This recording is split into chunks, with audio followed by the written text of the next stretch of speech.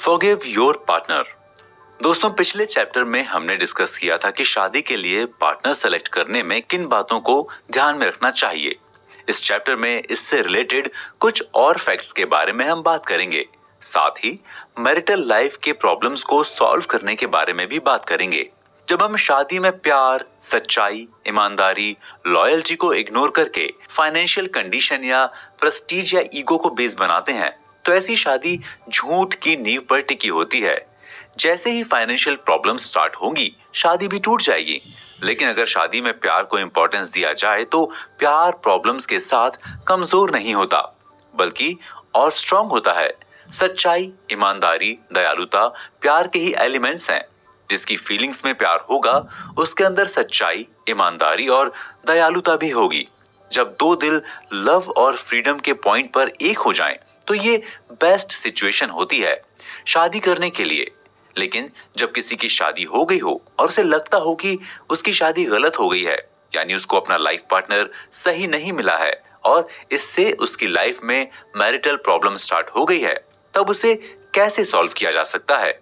इसका एक सिंपल और पॉपुलर तरीका यह है कि आप तलाक ले लें और अलग हो जाएं, क्योंकि विवाह दो दिलों के डिवाइन कनेक्शन का नाम है।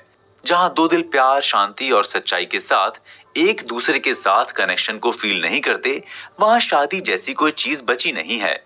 इसलिए लोग अलग हो जाना चाहते हैं और ये सही भी है। लेकिन जब किसी की शादी प्यार और सच्चाई के बेस पर हुई है और अगर उसमें प्रॉब्लम स्टार्ट हो गई है, तो उसे ठीक करने के लिए एफर्ट किया जा सकता है। अपने पार्टनर के प्रति पहले नेगेटिव बातें आपके मन में आती हैं, और जब मन में आप अपने पार्टनर के प्रति हेट थिंकिंग करते हो, तो वो एक्शन के रूप में भी एक्सप्रेस होता है। यानी आप अपने पार्टनर से हेट करने लगे हो, ये आप कहने भी लगते हो। इससे आपके पार्टनर के साथ कॉन्फ्लिक्ट स्टार्ट हो जाता है और धीरे धीरे ये कॉन्फ्लिक्ट इतना बढ़ जाता है कि दोनों के बीच का प्यार हमेशा के लिए खत्म हो जाता है। दो दिल जो कभी एक दूसरे के लिए समर्पित थे, अब एक दूसरे के दुश्मन की तरह हो जाते हैं। इसलिए जरूरी है कि आप अपने पार्टनर को लेकर हेट या नेगेटिव फीलिंग को अपने मन में लाने से बचें। अगर आपको अपने पार्टनर से प्रॉब्लम हो रही है, तो उससे बात करके प्रॉब्लम को सॉल्व करें और कॉन्फ्लिक्ट को बढ़ने ना दें, क्योंकि ये एक जनरल फैक्ट है कि मैरिटल लाइफ में दो पार्टनर के बीच छोटे मोटे कॉन्फ्लिक्ट होते रहते हैं। इसलिए ऐसे कॉन्फ्लिक्ट को लेकर नेगेटिव थिंकिंग से बचें।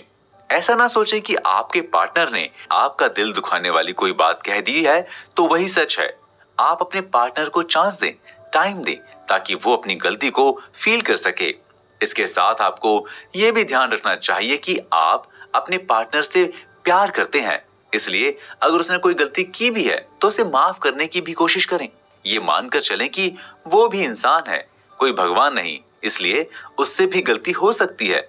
जब आप एक दूसरे को माफ करेंगे, तो आप देखेंगे कि कुछ टाइम में ही आपका प्यार, आपका पार्टनर आपके सुख दुख में साथ खड़ा है।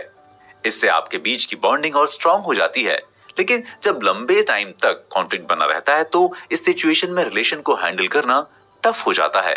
इसलिए जैसे ही कॉन्फ्लिक्ट होना स्टार्ट हो, आपको अपने रिलेशन को बचाने के लिए अवेयर हो जाना चाहिए। अगर किसी को अपनी वाइफ की बात गलत लगती है और वो उससे हर्ट होता है, तो वो अपनी वाइफ के अगेंस्ट एक नेगेटिव और बैड मेंटालिटी बनाने लगता है। इस मेंटालिटी को भी एडल्ट्री या व्यभिचार कहा जाता है, क्योंकि वो मेंटली अपनी वाइफ के प्रति एक नेगेटिव थिंकिंग कर रहा होता है। इस थिंकिंग में बिटरनेस की फीलिंग होती है और ये फीलिंग उसके सबकॉन्शियस माइंड में बैठने लगती है। इससे सबकॉन्शियस माइंड इस बिटरनेस को उसकी लाइफ में एक्सप्रेस करता है, जिससे बिटरनेस या कटुता उनके रिलेशन के बीच और दूरियां बढ़ाने लगती है। इसलिए बेटर तो ये होगा कि अगर आपका पार्टनर आपको किसी बात के लिए रोक रहा है या टोक रहा है, तो आप इसके पीछे का रीजन जानने की कोशिश करें। कई बार आपका पार्टनर इसलिए भी ब्लेम करता है क्योंकि आप उसकी बातों की केयर नहीं करते या सुनते नहीं हैं। ऐसे में अगर आप अपने पार्टनर की बात को सुन लेते हैं, इतने भर से आपके बीच की प्रॉब्लम्स सॉल्व हो जाती हैं। लेकिन जब कोई पार्टनर अपने थॉट के स्ट्रक्चर में ही आपको पूरी तरह से ढालने की कोशिश करे, अपने थॉट से निकलकर आपकी अप्रोच को इंपॉर्टेंस देना बंद कर दे, तो प्रॉब्लम बड़ी हो जाती है। ऐसे में आपका पार्टनर आपसे रिलेशन तोड़ लेना चाहता है या ये सिचुएशन रिलेशन टूट जाने की ओर संकेत करता है। या ये सिचुएशन रिलेशन के टूट जाने की ओर संकेत करती है। इसलिए कोशिश करें कि प्रॉब्लम को बड़ा होने ही ना दें। वाइफ और हस्बैंड का रिलेशन हर टाइम एक दूसरे की गलतियों को खोजने के लिए नहीं होता। इसलिए हमेशा गलतियां खोजने के बजाय एक दूसरे की क्वालिटी को अप्रिशिएट भी करना चाहिए।